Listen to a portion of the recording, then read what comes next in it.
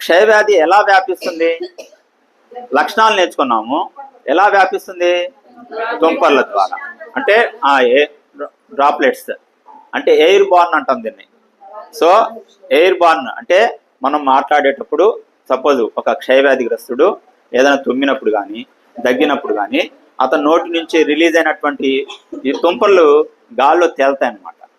తేలి ఆరోగ్యవంతుడు గనక వాటిని పీలిస్తే ఈ తుంపర్లు అతని యొక్క శ్వాస మార్గం ద్వారా, ముక్కు ద్వారా పీల్చుకున్నప్పుడు గాలిని అక్కడ మనకు ఇక ఆహారవాహిక ట్రాకియా ఉంటుంది, శ్వాసనాళం ఉంటుంది. ఇక్కడ ట్రాకియా నుంచి లంగ్స్లో ఇక్కడ ఊపిరితిత్తులు. శరీరంలో క్షయవ్యాధిలో మన శరీరంలో ఎక్కువగా ఎఫెక్ట్ అయ్యే ఆర్గాన్ ఏంటంటే ఊపిరితిత్తులు ఫస్ట్. మిగతావన్నీ రేరుగా వస్తూ ఉంటాయి. సాధారణంగా 100కి 90 మంది బాధపడేది ఊపిరితిత్తులకు సంబంధించినటువంటి క్షయవ్యాధి. మిగతా 10 మంది బోన్ టీబీ అవ్వచ్చు, బ్రెయిన్ అవ్వచ్చు, లింఫ్ గ్లాండ్స్ అవ్వచ్చు, వేరేది అవ్వచ్చు, స్కిన్ టీబీ అవ్వచ్చు. 90% మంది, 80 నుంచి 90% మంది లంగ్స్ ఎఫెక్ట్ అవుతాయి.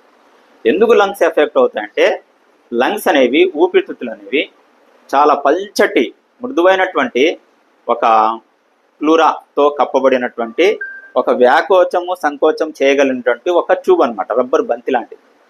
అక్కడ లోపల గోడలు చాలా సున్నితంగా ఉండి ఆల్వియోలై అని చిన్న చిన్న ఒక ఎయిర్ శాక్స్ ఉంటాయి. అవి గనక దెబ్బతింటే ఊపిరి తీసుకోవటం ఇబ్బంది అయిపోతుంది. ఈ బ్యాక్టీరియా ఈ యొక్క ఊపిరితిత్తుల గోడల్లో ఉన్నటువంటి ఆల్వియోలై అనేటువంటి వాయుగోణుల్ని దెబ్బతీస్తాయి. తద్వారా వాళ్ళు ఏం చేస్తారంటే ఇంకా శ్వాసించలేక, ఊపిరితిత్తు తీసుకోలేక ఊపిరితిత్తులు వ్యాకోచము సంకోచము చేయగలటువంటి కెపాసిటీని కోల్పోయి ఊపిరితిత్తులు దృఢంగా రాయిలా మారిపోయి చివరికి మరణానికి దారితీస్తుంది.